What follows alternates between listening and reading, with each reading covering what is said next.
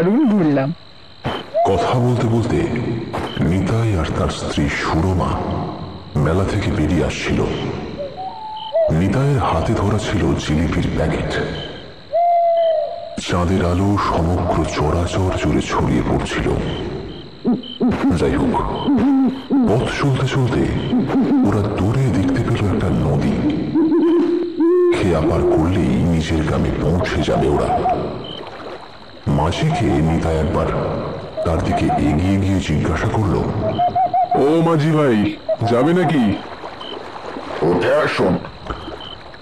ওরা উঠে পড়ল নৌকায়। নৌকার বৈঠা বাইতে শুরু করলো মাঝি। সুরমার পরনে ছিল দামি সোনার রত্ন খচিত হার। সেই দিকে মাঝি একবার চাইল। নৌকা চালাতে চালাতে যখন মাঝ নদীর বুকে এসে পড়েছে নৌকা, তখন মাঝি ক্রুদ্ধ কণ্ঠে বলল, ওই সোনার হারটা আমাকে দে। আচমকা এই কথা শুনে ওরা দুজনেই চমকে উঠল। নিতাই বলল, কি হলো মাঝি, এমন ধমক দিয়ে কথা বলছো কেন? টানে যদি বাঁচার ইচ্ছে থাকে তাহলে দিয়ে দে ওই হারটা, নইলে কিন্তু। কথা শেষ করার আগেই কোমরের গোঁজ থেকে একটা ধারালো ছুরি বের করলো মাঝি। নিতাই বাধা দিতে গেলে তাকে আগে শেষ করলো মাঝি। ভয় পেয়ে সুরমা তার হাড়টা গলা থেকে খুলে দিল সেই মাঝিকে, কিন্তু মাঝি তাকেও শেষ করলো। তারপর সুরমার দেহটা ফেলে দিল জলে।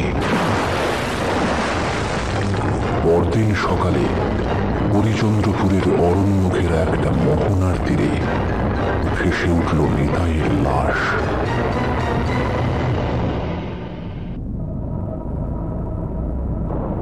গ্রামে যেন দাউ দাউ করে আগুন ছড়িয়ে পড়ল।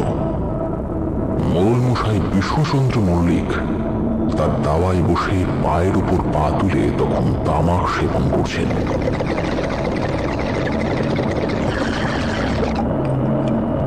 এই সময় দেখা গেল ন্যাপলা দৌড়ে দৌড়ে আসছে।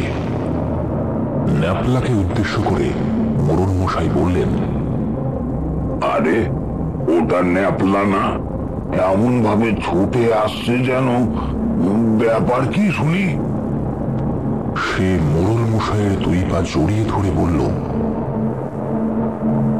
মোড়ল মশাই, আপনি আমাদের গ্রামের মা বাপ, দয়া করে এই চরম সংকট থেকে আমাদের রক্ষা করুন।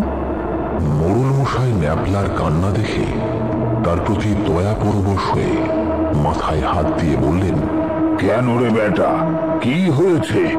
আমার মা বাবা কাল রাত্রি থেকে ঘরে ফেরেনি। বাবা কোনো এক জায়গায় কাঠের কাজ করতে গিয়েছিল, সেই দুপুরবেলা বেরিয়েছিল, কিন্তু তারপরে বিকেল গড়িয়ে সন্ধ্যা হয়ে গেলে তবু আসছে না দেখে মা বেশ উদ্বিগ্ন হয়ে পড়লেন। আমাকে খেতে দিয়ে বললেন, ওরে ন্যাপলা, তোর বাবা এখনো ফিরছে না কেন বলতো? এত দেরি তো করে না। তারপর দুপুর থেকেই একটা দাঁড় কাক যেভাবে ডাকছে, তাতে তো আমার মনটা বড্ড কু গাইছে। সত্যি আমিও দেখলাম পেল্লাই সাইজের একটা দাঁড় কাক নির্নিমেষ চোখে তাকিয়ে আছে আমাদের গেটের দিকে। সেই সাথেই তুলসী তলার তুলসী গাছটা কেমন যেন শুকিয়ে গিয়েছে। বাবা ন্যাপলা, তুই একটা কাজ কর, দড়ি খিল দিয়ে বসে থাক। আমি না ফেরা অব্দি তুই কিন্তু কোথাও যাস নে রে। আমি ওই সময় মায়ের আঁচল জড়িয়ে কেঁদে উঠলাম। না, আমি তোমাকে একা যেতে দেবো না। এত অন্ধকার, তুমি বাইরে কিভাবে বাবাকে খুঁজবে? চলো না, চলো না, আমি তোমার সাথে যাই, তাহলে তোমার পাশে হ্যারিকেন নিয়ে খুঁজতে পারবো। একবার না বললে কথা শুনতে হয়। আমি তাড়াতাড়ি চলে আসবো।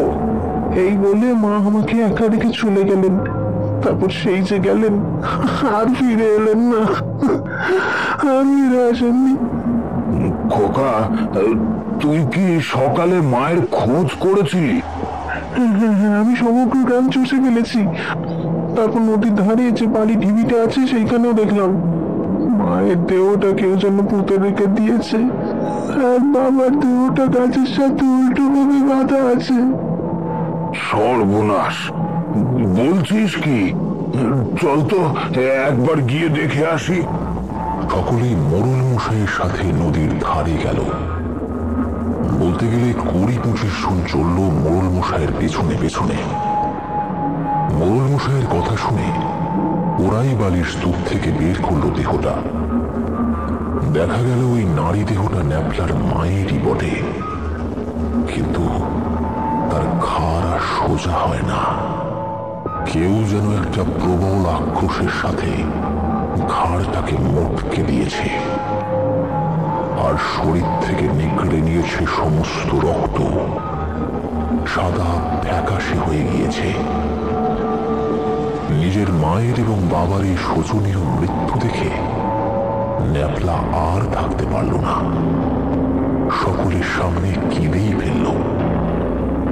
তাই দেখে মোড়ল মশাই তার কাঁধে একটা হাত রেখে আহত কণ্ঠে বললেন, ন্যাপলা, দুঃখ করিস না, কিছুই তো করার নেই। আমি দেখছি তোকে নিয়ে কি করা যায়, দুঃখ করিস না। কিন্তু এর পর ঘটল একটা ভয়ঙ্কর ঘটনা। গ্রামের নদীর ধারেই অনেক দিনের পুরনো একটা শ্মশান ছিল। ওই শ্মশানেই ন্যাপলার বাবা মাকে দাহ করবার জন্য চিতা সাজানো হয়েছিল। দুটো দেহ আনা হয়েছিল চণ্ডী মণ্ডপের সামনে। পাশাপাশি দুটো মৃতদেহ শুয়ে আছে। জগাডন বলল, মোড়ল মশাই, এইবার তাহলে মৃতদেহ দুটো শ্মশানে নিয়ে যাই। আপনি কি যাবেন আমাদের সাথে? না হে জগা, তুমি গিয়েই সৎকার করে দাও, যা টাকা লাগে আমি দিয়ে দেব। ওরা সবাই চলে গেলে মোড়ল মশাই বললেন, না, ভালো লাগছে না। এইভাবে একটা ছোট ছেলেকে অনাথ করে দিয়ে ওরা চলে গেল। কি ভাগ্যের পরিহাস ঈশ্বরের। উনি শুয়ে পড়লেন হ্যারিকেনের আলো নিভিয়ে। বাইরে তখন প্রচন্ড হারে শুরু হয়েছে মুষলধারে বৃষ্টি। ঠিক এমন সময় দরজার বাইরে টোকার শব্দ করল। দরজার শব্দ শুনে উনি এইবার বিরক্ত হয়ে বললেন, ওফ, এইটা কারোর বাড়িতেই আসার একটা সময়। ধুত্তুর, দেখি কে আবার, কে? কিন্তু কোনো উত্তর এলো না। হারিকেন ধরিয়ে সেটাকে নিয়েই দরজার কাছে গিয়ে উনি দেখলেন দরজার তালা থেকে রক্ত বেরোচ্ছে। উনি ভয় পেয়ে কাঁপা কাঁপা হাতে দরজা খুললেন। তারপর দেখলেন দরজার বাইরে দাঁড়িয়ে আছে ন্যাপলার মা। কিন্তু তার সেই সুন্দর রূপ আর নেই। ঝলসে যাওয়া দেহটা নিয়েই চলে এসেছে সে। মোড়ল মশাই ভয় পেয়ে বলে উঠলেন, আরে তুমি এখানে? কিন্তু তোমাকে না একটু আগেই। হ্যাঁ মোড়ল মশাই, আমি শুধু আপনাকে জানাতে এসেছি আমি আমার খোকাকে নিয়ে যাব, আর এই গ্রামের মানুষদের কেউ পরিত্রাণ পাবে না। আমরা এই 4 জন খুব শীঘ্রই শেষ করব সকলকে, যদি না আসল দোষী শাস্তি পায় তাহলে। এই বলে সে অট্টহাসি করতে করতে বাতাসে মিলিয়ে গেল। মোড়ল মশাই কিন্তু ঠায় দাঁড়িয়ে থাকতে পারলেন না, বরং উনি ওখানেই অজ্ঞান হয়ে পড়ে গেলেন।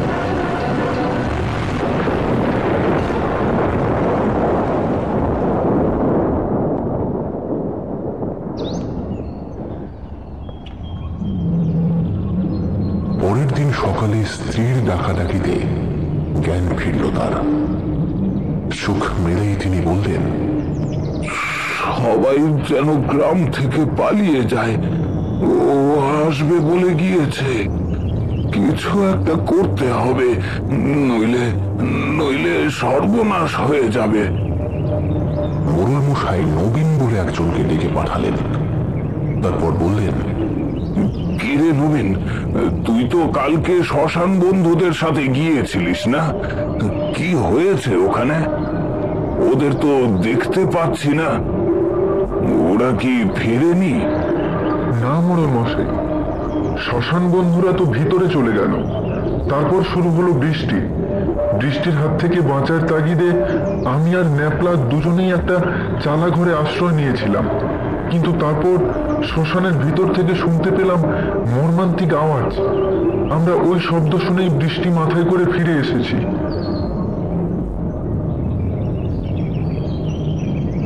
তার মানে আমার ধারণাই ঠিক।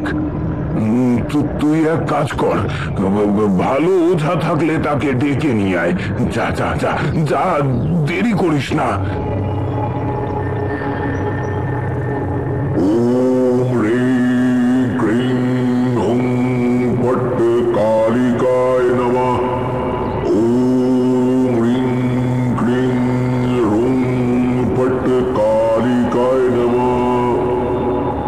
আপনি কি আছেন? আমার যে খুব দরকার।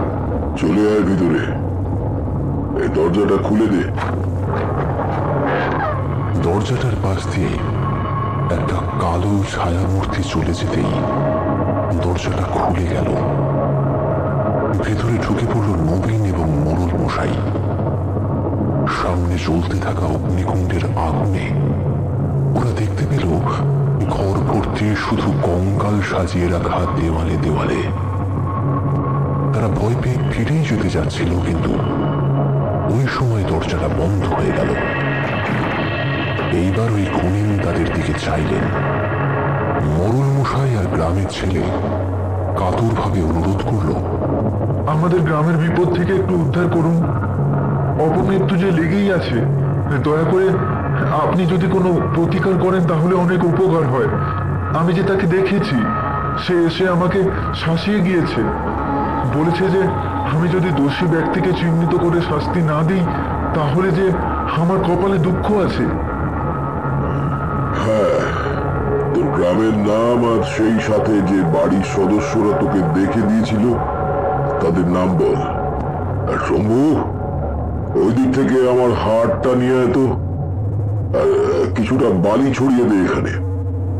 গুণিন ওই হাড়টা রেখে সামনে বিছিয়ে রাখা বালিটার উপর অঙ্গুলি দেখিয়ে মোড়ল মশাইকে বললেন, নিন, লিখুন এখানে স্পষ্ট গোটা গোটা হরফে আপনার গ্রামের নাম লিখুন।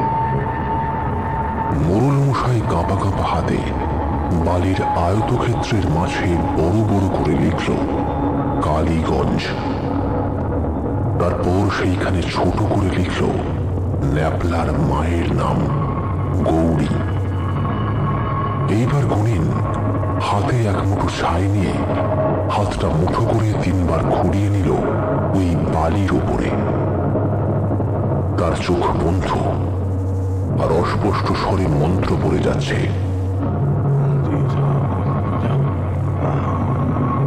ছাই ঘুরিয়ে দেওয়ার পর একটা ছোট মাপের কালো পাথর প্রথমে কপালে ঠেকিয়ে সে রাখল একটা নির্দিষ্ট কেন্দ্রবিন্দুতে। সেইটা রেখে আবার মন্ত্রপাঠ শুরু করল।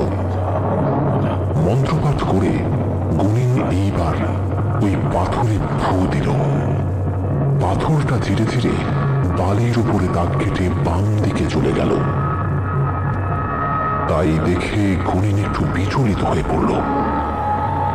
বিচলিত হয়ে তার কপালে পড়ল ভাঁজ। সে আবার সেই পাথরটাকে মাঝখানে রেখে গুচ্ছ প্রক্রিয়া শুরু করল, কিন্তু ফলাফল একই। এইবার গুণিন কথা বলে উঠল, মোড়ল মশাই, আপনার গ্রামে সত্যি দানবীয় শক্তি বাসা বেঁধেছে, কিন্তু ভয়ের কোনো কারণ নেই।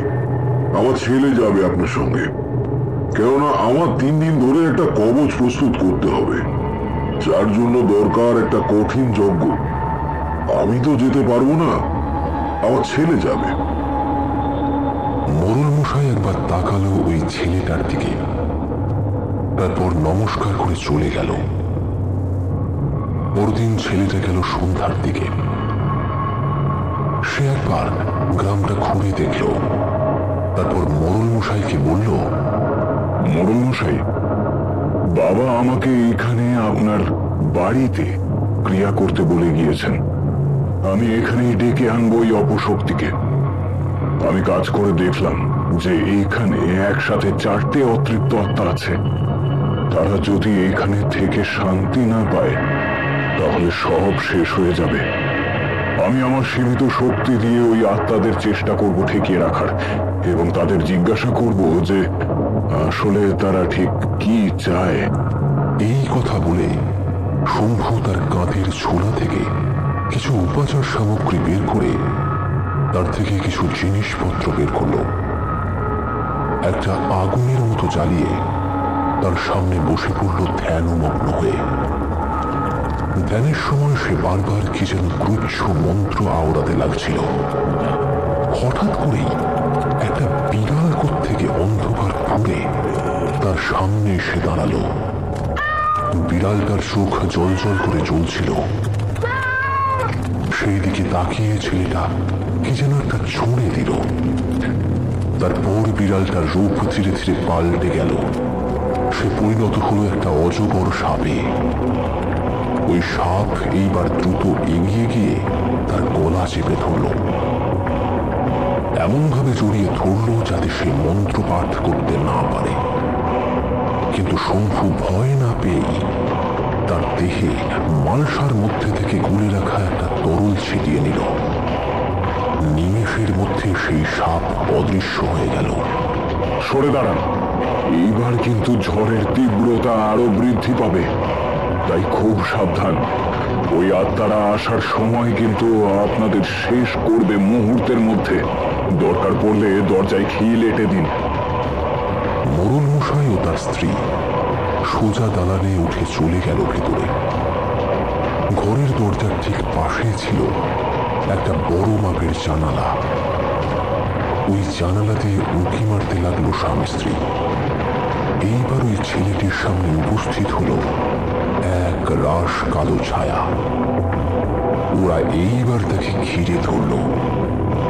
ছেলেটা নানাবিধভাবে তাকে নিরস্ত্র করতে করতে বলল, কে তোরা? কেন গ্রামের মানুষদের এইভাবে কষ্ট দিচ্ছিস?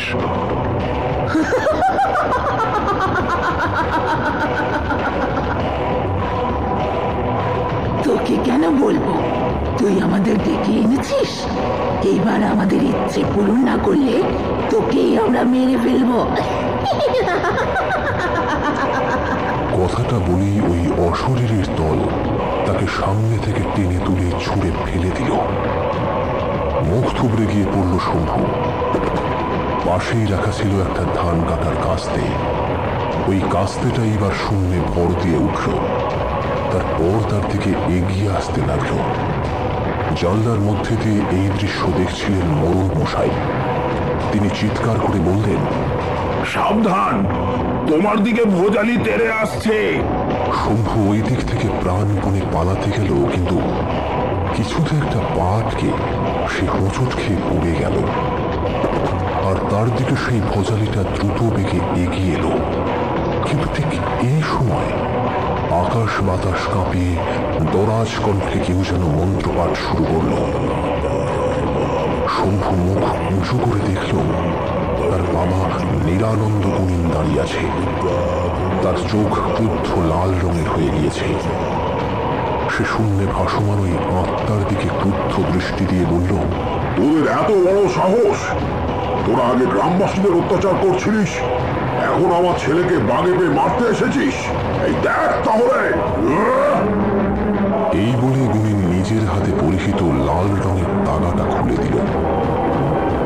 তারপর সেই তাগাতে কয়েকটা কুণ্ডলী পাখি নিক্ষেপ করল তাদের দিকে। মন্ত্রশক্তির বাঁধনে ওই আত্মাগুলো ধরা পড়ল। তারপর কেঁদে উঠে বলল, আমাদের ছেড়ে দাও, আমরা এই ভুল জীবনে করব না। আসলে আমরা অনেক কষ্ট পেয়ে মরে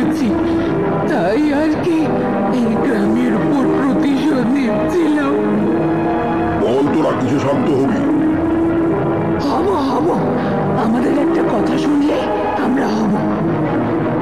আমাদের সাথে একটা জায়গায় যেতে হবে। ওইখানে গেলে পরেই আমি আপনাদের বলতে পারবো আসল দোষী কে। কিন্তু আমাদের একটা দেহ লাগবে, ওই দেহে ভর করে তবে আমরা দোষীকে চিনিয়ে দিতে পারবো।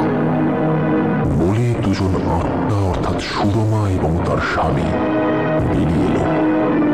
তারা তাদের মৃত্যু বৃত্তান্ত সব কিছু বলল।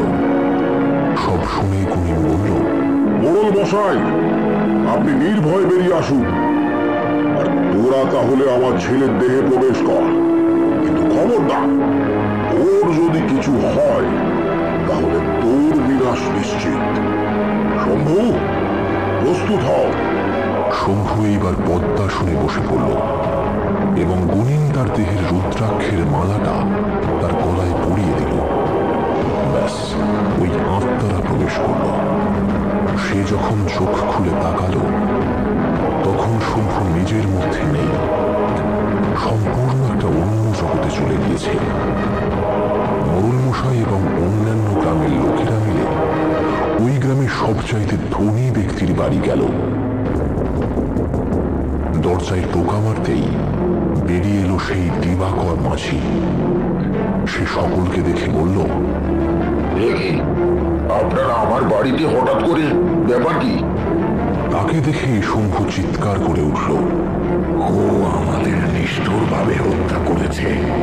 ওর চিলেকোঠার ঘরে একটা গয়না ভর্তি সিন্ধুক আছে, ওই আসল দোষী। মোড়ল ক্রুদ্ধভাবে তার দিকে তাকালো। তারপর ওনার নির্দেশ মতোই কয়েকজন জোর করে ঢুকে গেল ভেতরে। তারপর সিন্ধুকটা টেনে নিয়ে এলো। শম্ভু শুধু ওই তালাবন্ধ সিন্ধুকটায় হাত ছোঁয়াতেই সেটা খুলে গেল, আর তার মধ্যে থেকে বেরিয়ে এলো এক রাস গয়না। কিন্তু শম্ভু এবার দিবাকরের উপর ঝাঁপিয়ে পড়ে তার গলাটা টিপে ধরল। তার বুকের উপর বসছিল শম্ভু আর বিকৃত কণ্ঠে বলল, বল, দোষ স্বীকার কর। গলার চাপ ক্রমে বৃদ্ধি পেতে থাকল। শেষমেশ ওই মাঝি স্বীকার করে বলে সেই দিনের সব কথা। তারপর বলে, আমি দোষী। আমি নিঃসহায় মানুষদের ধনে প্রাণে মেরে ফেলতাম। আমি দোষী। এই কথা স্বীকার করানোর পর গুণিনের ছেলে ধপ করে মাটিতে পড়ে যায়। ওই মুহূর্তেই তার বাড়িতে অলৌকিকভাবে আগুন ধরে যায়, আর সে আইনের চোখে দোষী সাব্যস্ত হয়। গ্রামের মধ্যে থেকে বিপদ কেটে যায়।